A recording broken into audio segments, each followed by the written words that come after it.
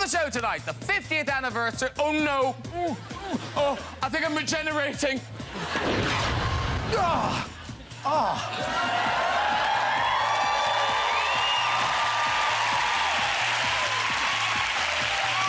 Please, please. As I was saying, on the show tonight, oh, it's happening again. Oh, yes. That's better. On the show tonight, we celebrate the 50th anniversary of... Oh, no, blimey, here we go again. Oh, I tell you what, let's just start the show. And we think of David as just a lovely man, but your first ever acting role, you were also playing a bad un, a ruffian. Took you to a very dark place, did it not? Describe your first role. Well, I've never seen this. Have you not? No. Oh, it's good. I was maybe 15 or something. It was an anti-smoking film for the Glasgow Health Board. You're excited now, aren't you? That's about as much as I remember. But I'm slightly fearful that you've got a copy. Oh, we do. Yeah. So, I don't know how much... Should we can watch it and then talk about it afterwards, Yeah, sure. Let's do that, Graham. Oh, OK. But just... I suppose the main thing we should say is you're playing the bad un. You know, you're the one... Yes, I was the one who was trying to persuade them all to smoke, wasn't Yes, I? yes. See how much smoking David Tennant does in this. Here we go. I hope that's not your last cigarette. I'm dying for one. No, I've got plenty. Take one.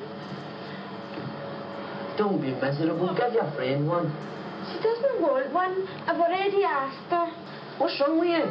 Her cigarette's no good enough or something. It's got nothing to do with that. I just don't smoke. Oh, one of them. Leave her alone. That's my pal. Sorry I spoke. Oh, beautiful. Beautiful work. Gorgeous. That, of course, was filmed during the great match shortage of 1989. Maybe it was because it was for the Glasgow Health Board. We probably weren't actually allowed. We were all underage, so we probably weren't allowed to be smoking. And what a lovely choice of wall by the director. Beautifully shot, isn't it? Yeah, it made you want to go to Glasgow, didn't it? 2 weeks. Now, is it still fun being Doctor Who, or are you a bit over it now? Best job in the world. No, it's great. It's fantastic. I'm having a ball. Because it's a big responsibility. I mean, it must be very cool to be Doctor Who, but it's a big responsibility being Doctor Who. It is, yeah. Yeah, people are very enthusiastic about it, and that can be a bit of an undertaking, yeah. Yes, yes. Now, I hear, do you get married? Wow, that... Is there a Mrs. Who? It's a very difficult question to answer without giving the plot away. Ooh. But he doesn't not get married. Yeah, you'll need to watch and find out. Episode 9. Episode 9. Yeah. And, of course, John Barrowman's in it. Yeah, yeah. And, yes, he's told me some of the things you get up to in the Tardis. Really? Yes. Look at David's eyes now. Has he? Where are we going now, Graham? No, apparently you're quite relaxed in the Tardis. Go on. He told me you sometimes just let rip in the TARDIS. We get almost competitive about it, if I'm honest. Yeah. Well, I think farting before performing of any kind is an exorcism. It, you know, gets you ready for creativity. Providing you don't follow through. And that's not so great, is it? Ideally, yes. Yeah. But I discovered that John feels the same way, and he can thunder them out. I think it's obviously the Glasgow heritage, because he's from Glasgow too. Maybe there's a kindred spirit there, maybe. Oh, right. But are they smelly or just loud? Just loud, powerful. Marvellous. This is just like being on the culture show. They smelly. But we also discovered that... Now I feel silly. We also discovered that Freema, who plays Martha Jones, the new girl, really didn't like it, which of course just spurred us on. We used to save them up until we could wander past her and thunder one out. It was great fun. Actually, Joe, what were you saying, the thing about your friend? My gay friend. picked up a very nice gentleman one night, like you do. They had a great night. He's in his kitchen the next morning, in his underpants, cooking breakfast, lovely smell of bacon, thinking he'll come down and it'll be lovely and we'll eat breakfast together. Guy comes into the kitchen, takes one look at him and says, I've got to go now, and just leaves. And basically, he had his underpants on inside out, and there were big skid marks.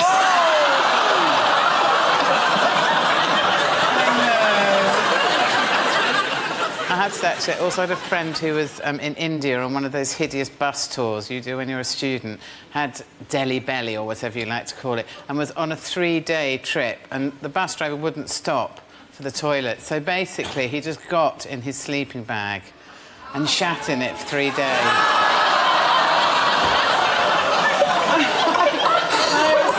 The romance of travel is not dead. I know, and he had to obviously do the sack race down the... He said it wasn't nice. No. No, really not. Any stories you want to throw in there, David? Anything at all? I'm quite happy to draw a veil at this stage. Listen, talking of farting in the Tardis, here's something you might like. If you take a look outside on London's glittering South Bank, right, there's the London Eye, all lit up, looking lovely. And below it, what have we placed? We've placed our very own TARDIS. Now, through the wonder of technology, hopefully this will work. I've got a speaker in there. So, should anyone walk by... Oh, here comes the people. Hang on.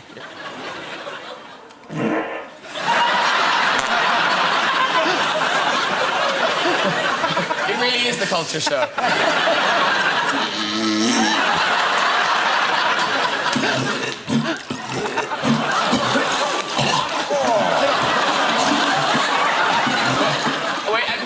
I'd finish. It's like playing a musical instrument. Oh, Michael, I saw you on telly recently, and you were doing, you know, a thing that a lot of actors do, the vocal warm-ups. But yours had a particularly Welsh slant. Right. Your vocal warm-up. Yes. Well, I always used to do vocal warm-ups when I was doing a play and when I was in youth theatre and that kind of stuff. So it's sort of embedded in my Welshness. And I made one up recently, which I thought which made me laugh, which was... in Aberystwyth, there is a locksmith. His name is Smith. It's quite good, isn't it? Very good. Quite like that. Yeah. But then, the biggest one, which no one else can do, is that very long place name in Wales. Well, you say no one else can do it. No, there's no way. There's no way you can know that. Clanfai pwch gwyn gic o gerig gwyn drobo clanti silio goch. Oh, my God. Thank you very much. Wowza. Thank you very much. Wow. Yeah. I mean, Michael's from Wales. Yes. He should know. He might need a taxi one day. But why do you know that? I know that because when I was at the Royal Shakespeare Company about, I don't know, 15 years ago or something, we had a performance of the Comedy of Errors, and it was going to be interpreted for the deaf. So there was somebody at the side of the stage doing all that stuff, and we thought, how can we really wind them up? So I spent... Kill them? Wind them up? So I spent a week learning how to say Clanfai Pwch Gico Gerig and Drobo Clanty Sili Gogoch. Mally Harris taught me how to say it. She was in the company with us. Wow. And in the middle of this production, this person who's studied the script for weeks, of course, to get down how to sign language an entire Shakespearean performance. We slipped that in, and then just stopped and looked round to see. But then presumably you'd no idea whether they'd done it right or not. No, I know, and she just sort of waved her hands around. It could have been anything. She got away with it. Because Benedict and Beatrice, it's a really sparring relationship. Yeah, they don't start the play in love or liking each other or being in any way civil to each other. It's sort of that template for every romantic comedy that's followed, in that they can't see how perfect they are for each other, and everyone around them does, and they're knocking lumps out of each other and professing how much they loathe each other. So it opens on the 16th of May. Yeah. Previews. Oh. When does it actually open? Well... When's it going to be good? 1st of June is the opening. 1st of June is going to be brilliant. 1st of June is going to be brilliant. And honestly, it'll be, you know, we'll have learnt the lines by the 16th of May. So have you learnt any of your lines? It was a few. Starting to. Yeah, starting to. I did say I would have learnt all my lines by the time I started rehearsals. Yeah. Did you? No, I I never didn't. promised that. Okay. Oh, I'm never far away from my Shakespeare. So, if I said to you, Beatrice, cousin, you apprehend passing shrewdly, what do you say? I would say, I've a good eye, Uncle. I can see a church by daylight. You're right! Okay. For the car. Pressure's on. For the car. Oh, I love this. Okay, for the car, it's in the same bit of the play. So, Beatrice says to you, will you not tell me who told you so? What do you say? It's your turn. I do know that. I knew it earlier. I know. Will you not tell me who told you? Got a prompt. Hang on. You Will see, you not it's the tell me who pressure. told you so? Not I. No, it's not. No, that's later. It's no. You shall pardon me. Yes!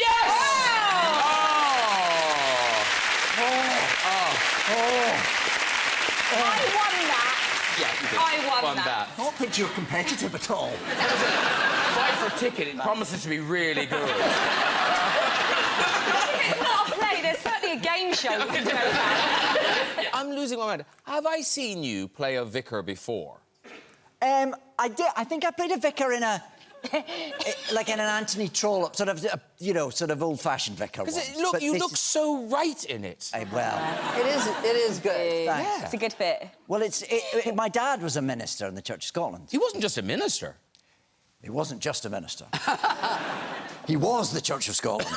No, he was. He was the moderator of the Church of Scotland for a time as well. Yeah. He was pretty high up. And now, is it true the thing that you and your father, into adulthood, never swore in front of people?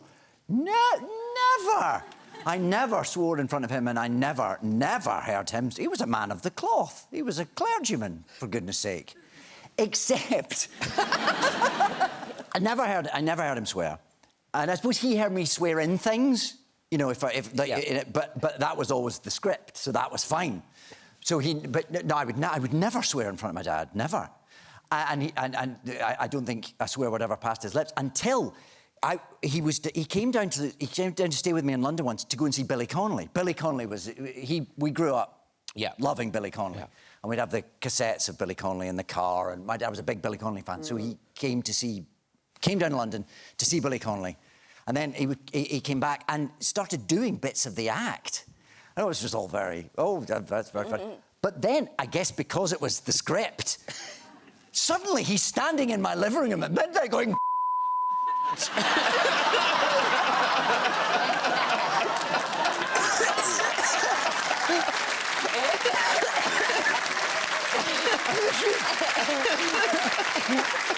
Wow. This is the moderator of the Church of Scotland. I think he'll be excommunicated. But because it was Billy, it was allowed. Billy's a special case. Yes, of course. Yeah.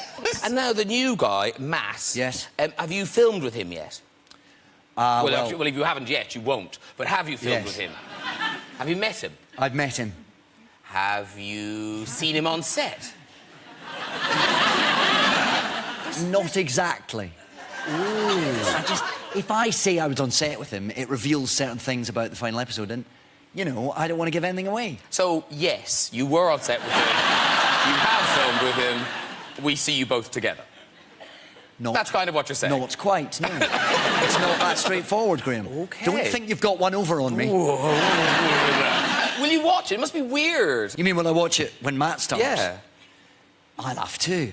But on some level, and it's not a bit of yourself you admire or like, you must hope it's a disaster from now on. I know what you mean, but I'm enough of a pathetic fanboy myself to really need it to keep being good. Because David, you had you did it to yourself. You were playing Romeo.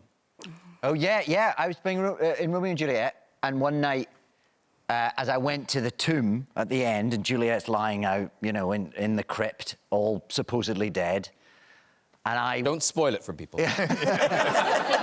And you have a bit of a fight with Paris just before that bit, you know, dispatch him, and then you find Juliet, you do a bit of a death aria, take some poison, it's not worth living, you die, she wakes up. Yeah. You know, that old one. Yeah. So one night I was wearing this beautiful sort of white, all in white. I think we've got a picture of you. Do you? There I am. Oh. Yes. Look at the youth. Oh. So I was off to the crypt, all in white. Paris comes up, dish dash dosh, and he just caught my finger. You can still see the scar. He just caught my finger. And I thought, oh, that was. But at the time, you thought, oh, that was nippy, but it's fine. You know, Dame Footlights. You keep going.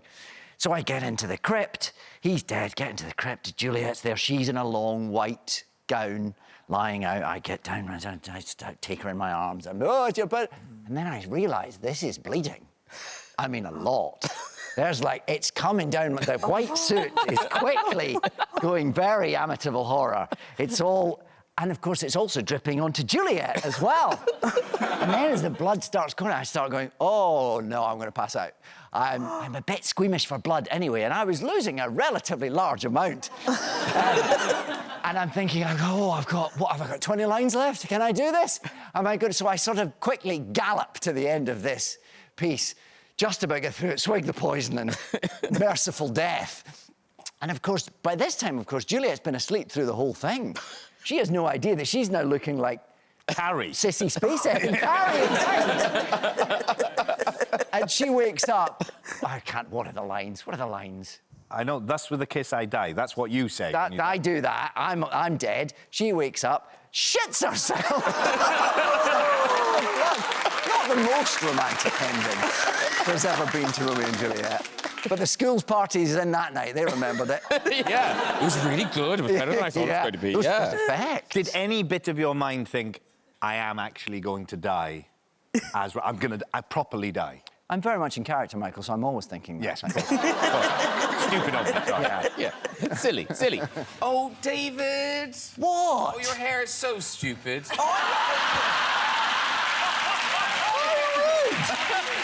Don't listen to him now. Look. Nothing wrong with a plait down a man's back. Are you playing Heidi at the moment? On the Heidi card, it's nice. It's nice, thank you. Is it always in a plait, or do you sometimes let it go loose? Well, it's for a play. I didn't choose to do this for my private life. And in the play, it is unleashed. I unleash the beast. But the rest of the time, it's kept neatly back there, yeah. So all that bit's false as well, then, is it? Well, there's all little sticky bits up there, you see. And that's on the whole time? That's it. This is my life. Yeah. And I saw pictures of you. You had less hair than that, Matt. So yours is on the way back. Yeah, I'm growing it back. Why did you cut your hair? I did a film. And I had to shave it, yeah. Bald in a film? Yeah. Smith? And is the thing about the musical of American Psycho, is that true? Yeah, I'm rehearsing it now. Oh, so it's that soon? Yeah. God, we're going to Tech next week. I've got lots of questions for you, actually, Robbie, about singing. Right, I'm not the best for that. Nor am I, mate.